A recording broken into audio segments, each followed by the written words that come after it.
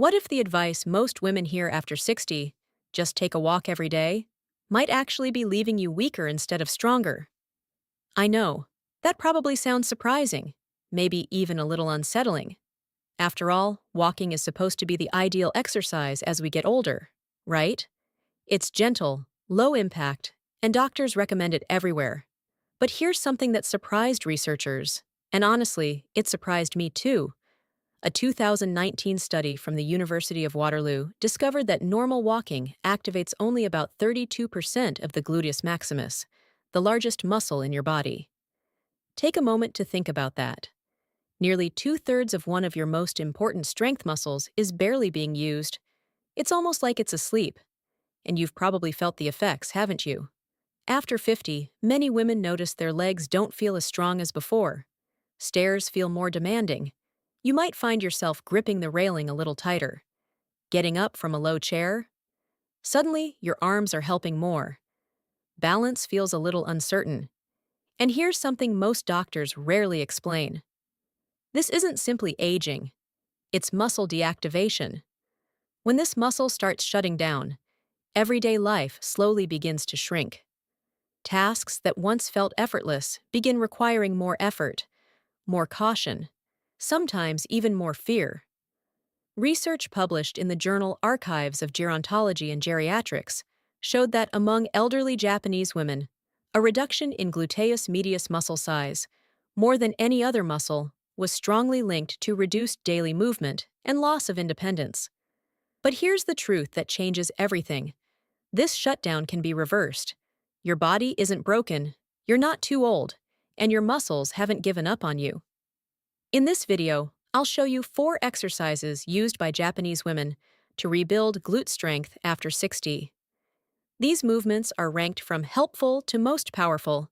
And number 1, in one study, women doubled their glute strength in just 8 weeks. Doubled. So stay until the end, because the final exercise can completely change the way you move through your day. Number 4, seated band abductions. The side muscles that stabilize every step.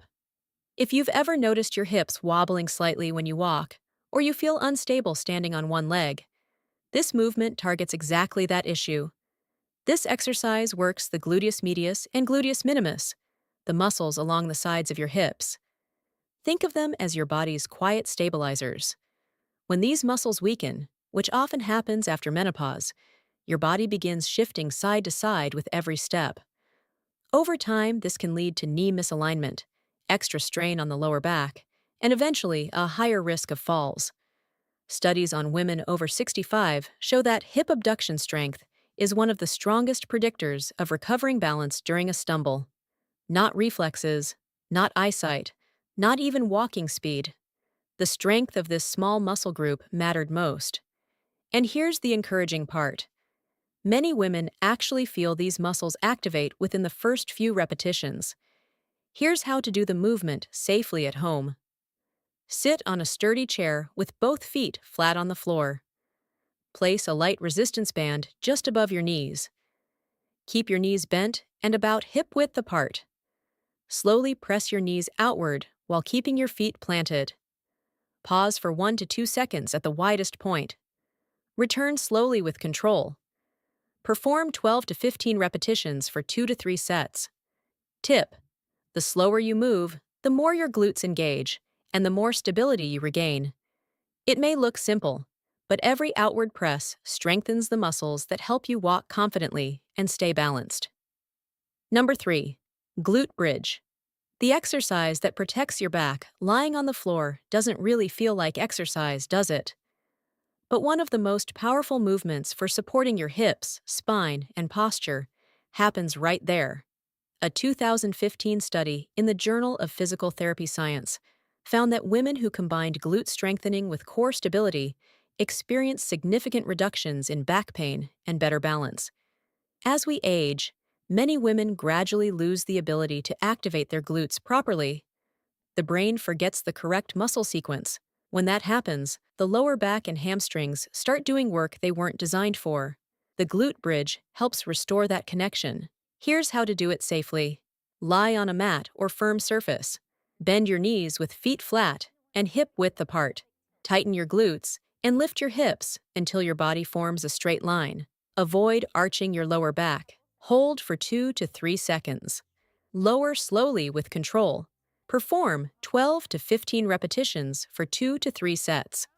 Tip: placing a pillow between your knees can help maintain proper alignment. Many women notice their lower back feels more supported within the first week, as if their body is finally working together again. Number 2. Hip thrust. The exercise that maximally activates the glutes. If the glute bridge is the foundation, this movement is the next step up. Research shows the hip thrust activates the gluteus maximus at over 100% of maximum voluntary contraction, outperforming squats, lunges, and even deadlifts. Why does this matter after 60? Because after menopause, declining estrogen accelerates muscle loss, especially in the glutes. When these muscles weaken, the lower back begins compensating. That's when pain, poor posture, and instability often begin. But the good news is, you can interrupt that cycle. Here's a safe version to start with. Sit with your shoulder blades against a sturdy couch or bench. Bend your knees with feet flat and hip width apart. Place a cushion across your hips. Lift your hips by squeezing your glutes, not by arching your back. Hold 2 to 3 seconds at the top. Lower slowly. Start with 10 to 12 repetitions for 2 sets. Tip: keep your chin slightly tucked. The power should come from your hips. Many women report climbing stairs more easily and standing taller within just a couple of weeks. Number 1. Bulgarian split squat. The single leg exercise that rebuilds balance. This looks too advanced for someone my age. That's the most common reaction, and it's completely understandable. But here's the reality. This is one of the most functional and protective exercises many women over 60 are never taught. Avoiding it can quietly accelerate physical decline. This movement trains glute strength, balance, core stability, and proprioception, your body's awareness of where it is in space. And real life happens on one leg. Walking, turning, stepping off a curb. When one leg becomes weaker than the other, the body compensates. That imbalance increases joint stress and raises the risk of falling. But this exercise helps your body regain trust in itself. Here's a beginner-friendly version. Stand about 2 feet in front of a sturdy chair. Place 1 foot behind you on the chair. Hold on to support if needed. There's absolutely no shame in that. Lower slowly as far as comfortable. Keep your chest upright. Push through your front heel to stand up. Begin with 6 to 8 repetitions per leg for 2 to 3 sets. Tip: control is far more important than depth. Many women notice improved stability and confidence within weeks, not just physically, but mentally as well.